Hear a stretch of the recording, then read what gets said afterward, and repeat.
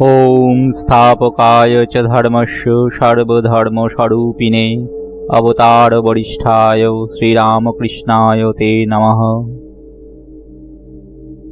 যে জন্মান্তর ও কালচক্র নিয়ে আগের পর্বে আমি শুরু করেছিলাম, এই পর্বে থাকছে সংকল্প, বিকল্প ও মনের গতি কিরূপ হয়।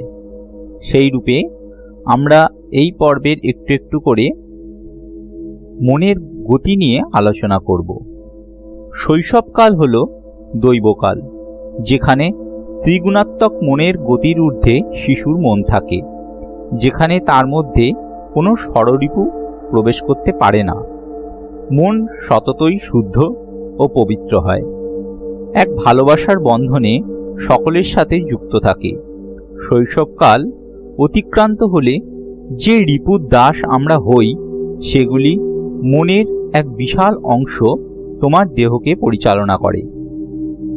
তাই যোগী মহাপুরুষরা সবসময় একটা উপদেশ দেন, মনের দাস না হয়ে মনকে তোমার দাস করো।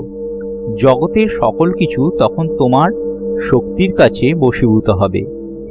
একটি দেহে আমাদের প্রতিদিন সকালে ঘুম থেকে উঠে রাতে ঘুমানোর আগে পর্যন্ত যে 3 গুণের প্রভাব বিভিন্ন সময় ভিন্ন ভিন্ন রূপে কাজ করে, তা কি তোমরা জানো? কিভাবে কাজ করে?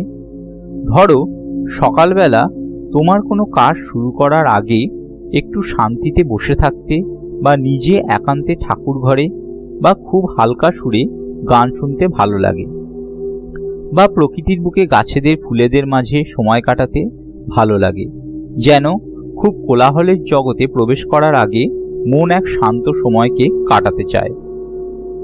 ঠিক তাই ভোরে মনে সত্যজ্ঞান গুণের প্রভাব বেশি থাকে, যেখানে মন সতত এক দৈব ভাবে পূর্ণ থাকে। এরপর যখন কোলাহলের জগতে অর্থাৎ কর্মের জগতে মন প্রবেশ করে, তখন সারাদিনে মনের যে অবস্থা থাকে, সেখানে 2 গুণ মনে ও দেহে খেলা করে, তমগুণ ও রজগুণ। কিছু কাজ যেগুলি থাকে তোমার মনে রাগের সৃষ্টি করে, অহংকারের জন্ম দেয়, সেগুলি হলো তমগুণের প্রভাব। আর কিছু কাজ তুমি নিজে করো মনের মধ্যে সংকল্প নিয়ে বা ভালোবেসে, কিন্তু হঠাৎ যদি কোনো কারণে সেই কর্ম করার অনিচ্ছা প্রকাশ হয়, মনে বা দেহের ক্লান্তি আসে, তখন তমগুণ সেই সংকল্পের বিকল্প দশা প্রাপ্ত করে ও সেই কর্মের গতি থামিয়ে দেয়। জাগতিক কোনো কাজে ইচ্ছা যেখানে আমিত্ব থাকে, সেখানে রজগুণ আর অনিচ্ছা তমগুণ দ্বারা পরিচালিত হয়। যেমন ধরো, আমি এখানে যে লেখা লিখছি বা বলছি, সেখানে কারুর মনে কোনো লেখা বা মনের ভাবের পরিবর্তন ঘটালো, সত্যকে জানার আরও ইচ্ছা মনের মধ্যে প্রবল হলো, বা শুনে এই সকল কথা শুনে তার মনের মধ্যে সত্যকে জানার খুব প্রবল ইচ্ছা প্রকাশ হলো, খুব ভালো লাগায় মন ভরে উঠল, অর্থাৎ তার মনে সত্যগুণের ভাব জাগ্রত হলো।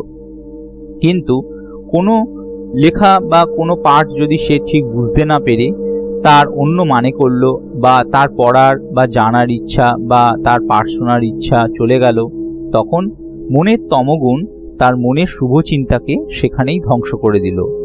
এই রূপে সারাদিন দেহে ও মনের অসংখ্য চিন্তাধারার প্রভাব এই 3 গুণ দ্বারা সংকল্প ও বিকল্পে পর্যবসিত হয়ে চলেছে।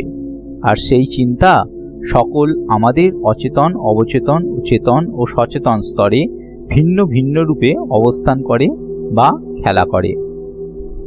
ত্রিগুণাত্মক শক্তি যে মনের উপর ক্রিয়াশীল হয় সর্বক্ষণ, সেই মন হল আমাদের পঞ্চেন্দ্রিয়ের পরবর্তী 6ষ্ঠ ইন্দ্রিয়, যা দেহ ও আত্মার সাথে সূক্ষ্মভাবে যুক্ত থেকে কর্মের বন্ধন তৈরি করে বা তা থেকে মুক্তি দেয়।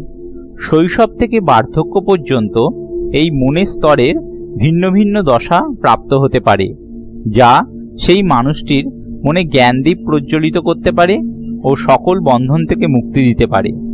অথবা মন একই স্তরে অবস্থান করে যেতে পারে জন্ম থেকে জন্মান্তরে। কিভাবে? মনের যে স্তর ঘুমন্ত অবস্থায় থাকে তাকে বলা হয় অচেতন স্তর। প্রতিদিন আমরা যখন ঘুমোতে যাই, সেই অবস্থায় জাগতিক সকল কোলাহল থেকে মুক্ত হয়ে দেহ এমন অচৈতন্য অবস্থা প্রাপ্ত হয়, যা মৃত্যুকালীন দশার অনুরূপ। মনের অচেতন স্তর ঠিক এই একই রকম, যেখানে দেহের পঞ্চেন্দ্রিয়ের চেতনার বাইরে যে সকল ঘটনা নিত্য ঘটে চলেছে সে সেই সকল অস্তিত্বের কথা কিছুই জানতে পারে না। এর আগে একটা পর্বে বলেছিলাম, আমরা সেটুকুই বিশ্বাস করি যেটুকু আমাদের ইন্দ্রিয়গ্রাহ্য হয়, অর্থাৎ তোমার মন ততক্ষণ অচেতন থাকে যতক্ষণ না তোমার মধ্যে সত্যের দ্বার উন্মোচিত হয়। বিশ্বাস থেকে তোমার মধ্যে যে শুভ সংস্কারের জন্ম হয়, সেই পথ ধরেই মনে সত্যকে জানার ইচ্ছা প্রবল হয়। যখন তোমার মন সেই সত্যকে জানতে চাইবে, ঠিক তখন অচেতন স্তর থেকে মন অবচেতন স্তরে প্রবেশ করবে।